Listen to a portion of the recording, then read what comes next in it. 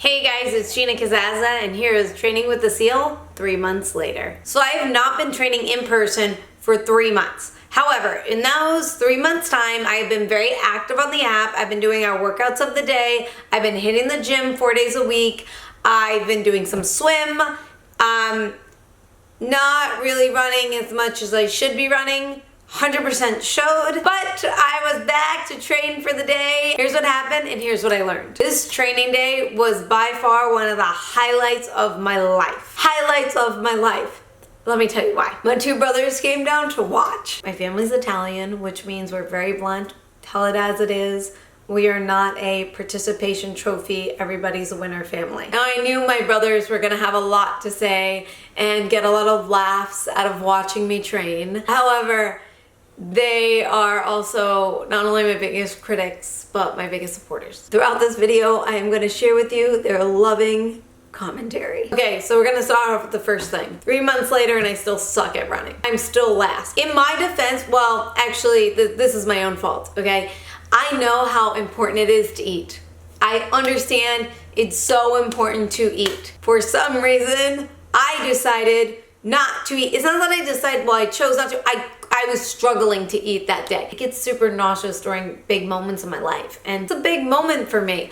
I'm back at training in person, and now I get to see how my 3 months of being away and doing the training program on my own translates to me coming back and doing it in person. I guess also it's like I'm a lot nicer to myself when I'm training on my own than when I am with the team. Well, already I knew I wasn't going to perform really great and spectacular due to my lack of eating. Not off to a good start at all. The fact that I didn't pass out during this training is a win. Let's continue to hear what happened. Another new thing I decided to do at training, which I don't recommend to anybody, is or a watch. Don't do that. When you know that you have 2 hours of hell ahead of you, every second you're staring at your watch, wondering if you could get through it, okay?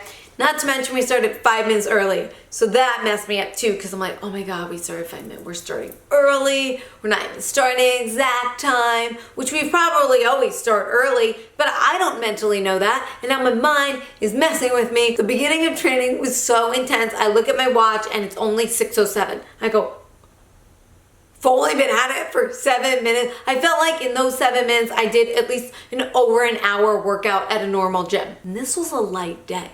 I don't think I'm gonna make it. I don't think I'm gonna make it. The urge to quit was real. There were so many scenarios that were going on in my head on how to get out of this training. Not to mention it showed from my brother's commentary afterwards. They were like, Gina, whoa, you were struggling.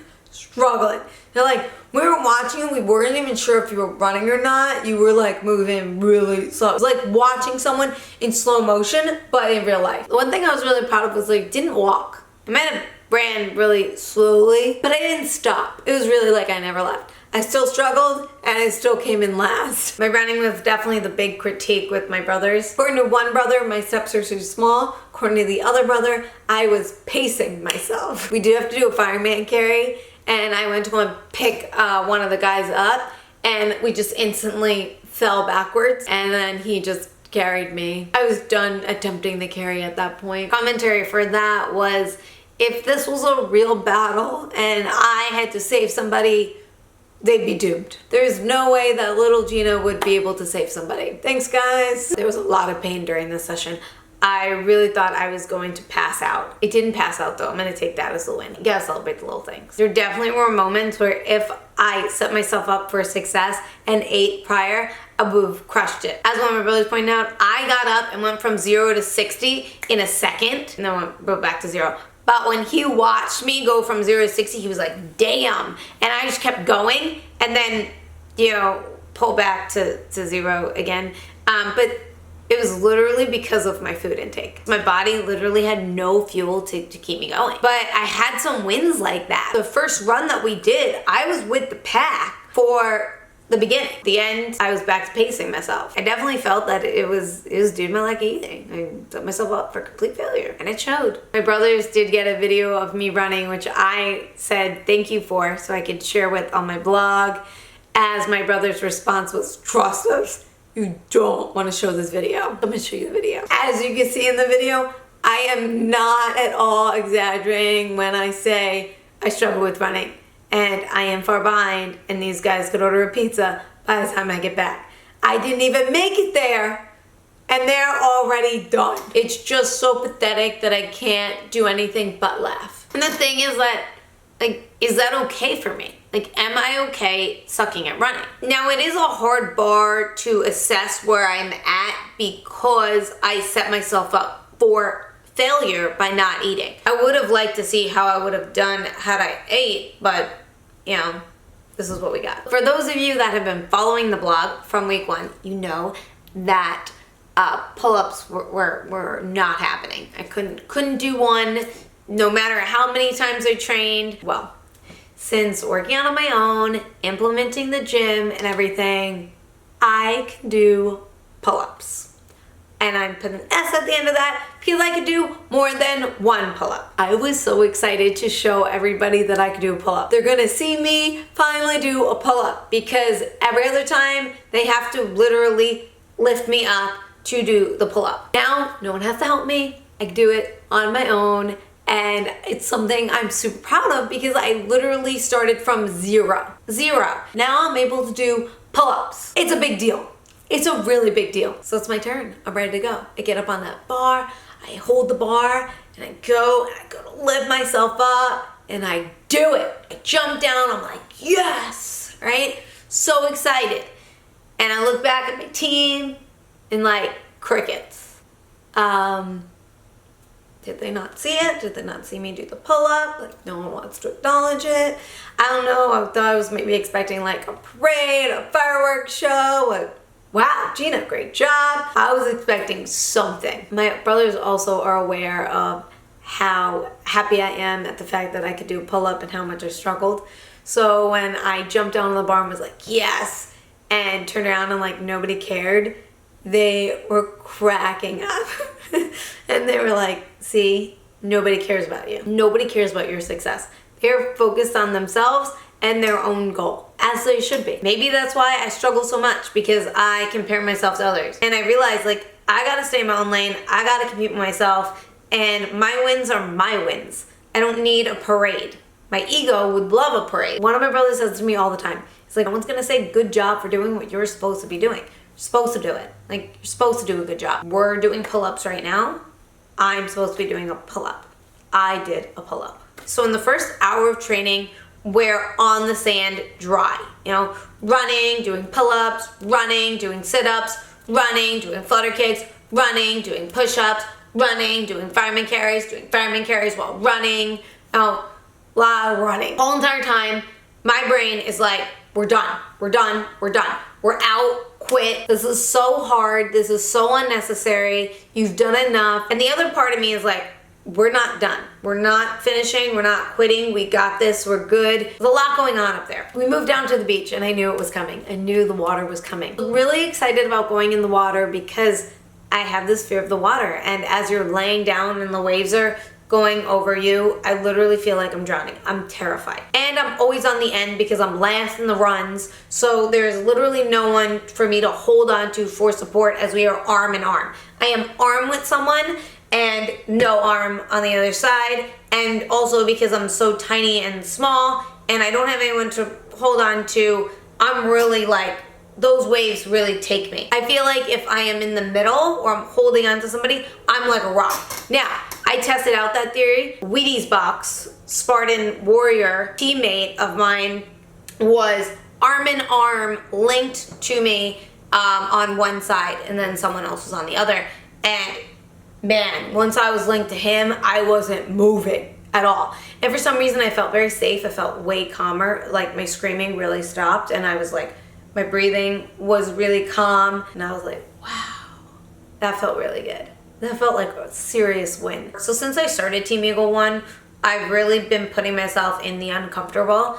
I've been allowing myself to go there and experiencing new things to put myself in the uncomfortable. And one of them is freezing cold showers. I really have to calm my breath to stay in the shower. When I first get in the shower, it is a serious shock to my body. It's like, I'm struggling to breathe. I really have to calm my breath to slow down my heart rate to be able to handle showering in that temperature. I'm really glad that I do this because when we went into that Pacific Ocean, it was like bath water.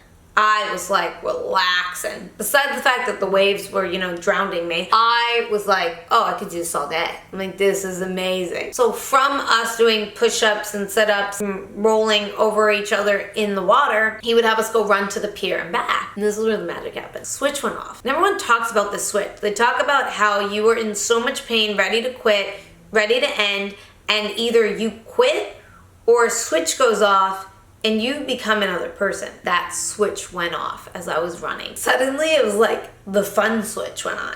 I was loving every second of it. I was so excited to freaking run.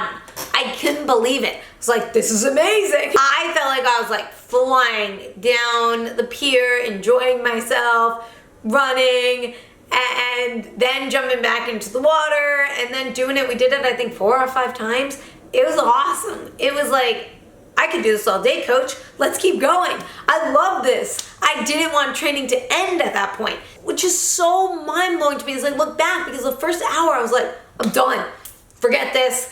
I quit. I've done enough. This is a struggle. And then as I continued to push through that pain, that switch went off and I was like, damn, this is fun.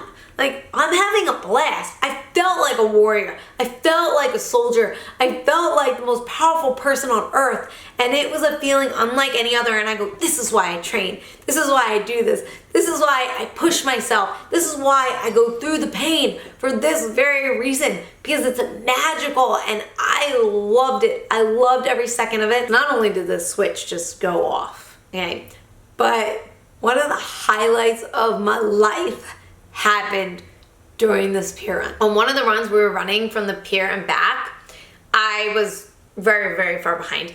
And my 2 brothers ran up to me and they were like, we have to come and get the soldier. Come on, let's go, soldier, let's go. So they joined me on this run to speed me up and get me to finish and get closer to being with my team laying in the water, which was so awesome and so fun, and it definitely lifted me up and got me to move a lot quicker and faster. During that run, my brothers told me that they were gonna head back up to the top of the beach because it was really, really cold out. As we parted and I went with my team and they went up to the beach, they go, hey, we're really proud of you. Right then and there when they said that, I looked up and I was like, I could die now. Highlight of my life. It meant the world to me. And right there at that moment, it didn't matter what was thrown at me. I was at a high that I was not coming down from. When we finished with the water and we went back onto the beach, everyone was really shivering and shaking, and those cold plunges, man, they really helped. I mean, you really learn how to control your breath. You really learn how to not focus on the cold. I was able to focus on the person next to me who was shivering. I mean, teeth chattering, shivering. As I was focused on him, I wasn't even feeling cold. I wasn't even thinking about the cold. The less you focus on you, the less you feel pain. Being back at training, even just for the day, was amazing. It was an incredible feeling. To see my family there watching me really meant the world to me as well, because you're not a prophet in your own land. In your own land, you're as relevant as the dust mite. For them to say that they're proud of me and watch me, even with their funny, hilarious critiques, it was special. And it was special to be back with everybody again, to watch them. I admire these people so much. I admire the fact that they put out every training day, that they show up to all the training. I admire them, and I am inspired by them more than they will ever understand and know. And to know that I am part of this team, to feel like I belong, it's special. We have a special bond, whether they know it or not. I love them. Team Eagle One is something special.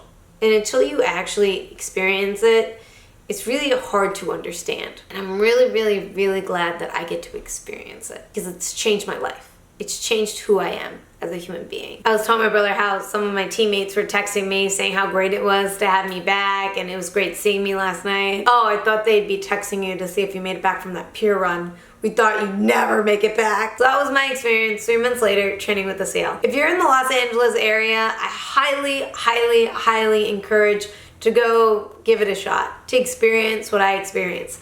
I promise you, you will not come back the same person. Thank you so much for watching. I encourage you to check out this amazing organization and donate if you can. Thank you.